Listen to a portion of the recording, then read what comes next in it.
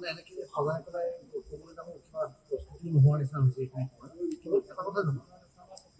যে জুবিন গাৰ্গ অসমৰ সম্পদ বুলি অসমৰ ৰাইজে সমগ্ৰ ভাৰতবৰ্ষক বুজাই দিছে যে জুবিন গাৰ্গ আমাৰ কাৰণে নতুনকৈ আজি আমাৰ নিজা মানুহখিনিৰ ওচৰত প্ৰয়োজন নহয়। আৰু বিশেষভাৱে মই যে মিডিয়াৰ এবাৰ যিটো মই প্ৰতিক্ৰিয়া দেখিছোঁ এই প্ৰতিক্ৰিয়াটো কেৱল মৰমৰ কেৱল ভাল পোৱা নাই। আৰু সেইটো ময়ো অলপ স্বাৰ্থপৰহে কৈছোঁ যে শিল্পীৰ প্ৰতি এনেকুৱা এটা যদি আদৰ যদি দেখা যায় এইসমূহৰ নিৰৰ্থক সেই সমাজখনৰ কাৰণে শিল্পী বা শিল্পকৰ্ম নাথাকিলে সমাজখন বিস্ফোৰিত হয়। আৰু তাৰ আমাৰ ঘটনাবোৰ সমাজৰ বা ৰাইজৰ মাজলৈ লৈ যোৱাটো মিডিয়াই এইবাৰ যিটো ভূমিকা লৈছে সেইটো সঁচাকৈ উল্লেখনীয় আৰু তাত সহায় কৰিব। এতিয়া দ্বিতীয় কথাটো হ'ল যে জুবিনৰ এই ক্ষেত্ৰত মই এটা কথা ক'ব বিচাৰিছোঁ যে মই আজি যেতিয়ালৈকে আমি হাতেলৈকে প্ৰমাণ পোৱা নাই আমাৰ সদায় মনতে এইটো ভাৱ থাকে যে আমি বেনিফিট ডাউট দিওঁ কোনোবাই গোটেই ৰাইজে যেতিয়া কৈ আছে যে একেবাৰে অমুক হৈছে তেনেকুৱা হৈছে সিদ্ধাৰ্থ অমুক কৰিছে অমুক অমুক কৰিছে আমি শুনি আছোঁ কিন্তু মাত নাপালে সেইটো ক্ষেত্ৰত এইটো মই ডেফিনেটলি নিস্বাৰ্থভাৱে বিচাৰিম যে ইয়াৰ ভালকৈ ডিটেকশ্যন হওক ইনভেষ্টিগেশ্যন হওক আচল কথা ওলাই আহক। মই এতিয়ালৈকে ইনচিডেণ্টটো মই এটা দুৰ্ঘটনা কাৰোবাৰ গাফিলতি বুলি ধৰি আছিলোঁ কিন্তু মই এটা কথা মই সহ্য কৰিব পৰা নাই আৰু কেতিয়াও নোৱাৰিম জীৱনত যে জুবিন গাৰ্গৰ দৰে এটা সত্তা অসমৰ ইয়াৰ আমঠু এজন নাইকিয়া হৈ যোৱাৰ পাছত যিজন মানুহৰ নাম লৈ এটা ফেষ্টিভেল ছিংগাপুৰত চলাব খুজিছে নৰ্থ ইষ্টৰ নাম লৈ ছিংগাপুৰত সেই মানুহজন ঢুকাই যোৱাৰ পাছত নৰ্থ ইষ্ট ফেষ্টিভেল চলি থাকে কেনেকৈ সেইটোত কিন্তু মোৰ পিনৰ পৰা তীব্ৰ গৰিহণা দিছোঁ আৰু মই জীৱনত কেতিয়াও সমাজ জীৱনত কাৰণ আজিৰ তাৰিখত আমি দেখিবলৈ পাওঁ যে কোনোবা এজন ব্যক্তিয়ে এটা দল এটাৰ বিপক্ষে মাত দিয়ে তেওঁক ৰাষ্ট্ৰদ্ৰোহী বুলি কোৱা হয়। গতিকে আজি আমাৰ জাতিটোৰ আৱেগ নাইকিয়া হৈ যোৱাৰ পাছত আমাৰ জাতিটোৰ মৰমৰ এজন ব্যক্তি নাইকিয়া হৈ যোৱাৰ পাছত আমাৰ জাতিটোৰ আজি পৰিচয় বুলি ক'ব পাৰি বিশ্বৰ দৰবাৰত সেই মানুহজন নাইকিয়া হোৱাৰ পাছত যদি কোনোবাই তেওঁৰ বেহা যদি চলাই থাকে তেওঁ যদি বেহাটো বন্ধ কৰিব নোৱাৰে জুবিনৰ কাৰণে সেইটো কিন্তু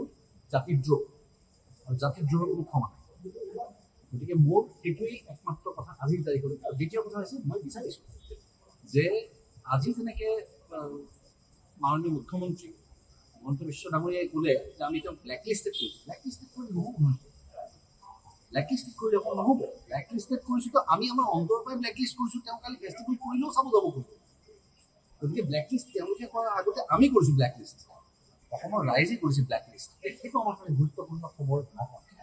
মই ধন্যবাদ দিছোঁ সেইটো বেলেগ কথা কিন্তু মোৰ কাৰণে গুৰুত্বপূৰ্ণতা কম মোৰ গুৰুত্বপূৰ্ণ হেৰি হ'ব তেতিয়াহে যেতিয়া তেওঁৰ বিপক্ষে এই কথাটো বিচাৰ হ'ব যে তেওঁ জুবিন গাৰ্গ নাইকিয়া হৈ যোৱাৰ পাছতো এটা ফাংচন এটা বেহা কেনেকৈ চলাই থাকে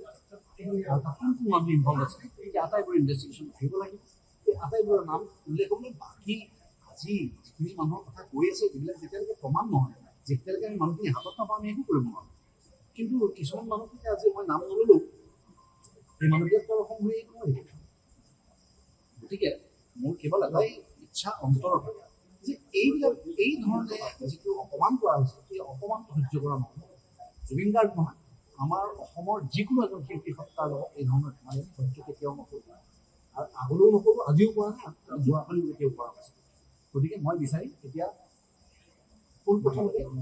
মৰণোত্তৰ পৰীক্ষা যিটো হৈছিলে তাৰ ফলাফলটো অতি সোনকালে ৰাজহুৱা কৰিবলৈ যিমান সোনকালে পাৰি কাৰণ চাইণ্টিফিক কিবা কিবি থাকিব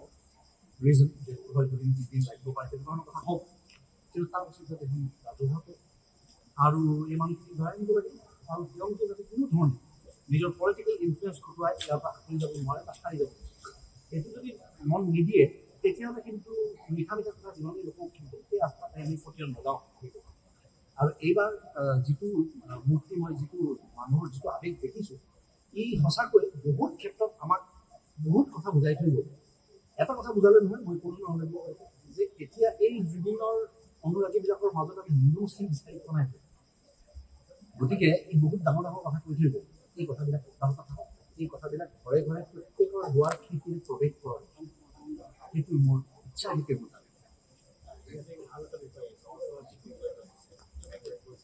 বুঢ়া মানুহ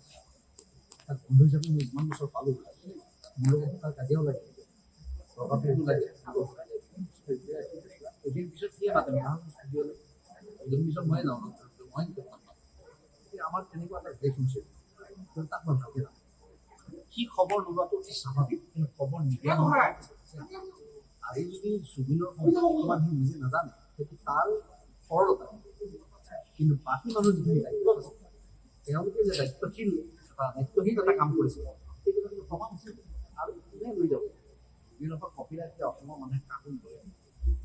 এতিয়া জুবিনৰ পৰিয়ালৰ ওচৰতে থাকিব লাগিব আৰু জুবিনৰ সম্পত্তি এটা নয়া টকা জুবিনৰ পৰিয়ালৰ ওচৰতে থাকিব লাগিব সেইটো আমি আৰু নতুনকৈ দাবী কৰাৰ কোনো প্ৰয়োজনেই নাই কাৰণ অলৰেডি অসমৰ ৰাইজে যিয়ে জুবিনক শিৰত তুলি থৈছিলে তেওঁলোকে অলৰেডি নিৰ্ণয় দিছে আমি কাৰো ডিচিশ্যনৰ কাৰণে ৰৈ থকা নাই যিকোনো খবৰৰ বাবে যোগাযোগ কৰক 7099017330 লগতে 7099017110 নম্বৰত।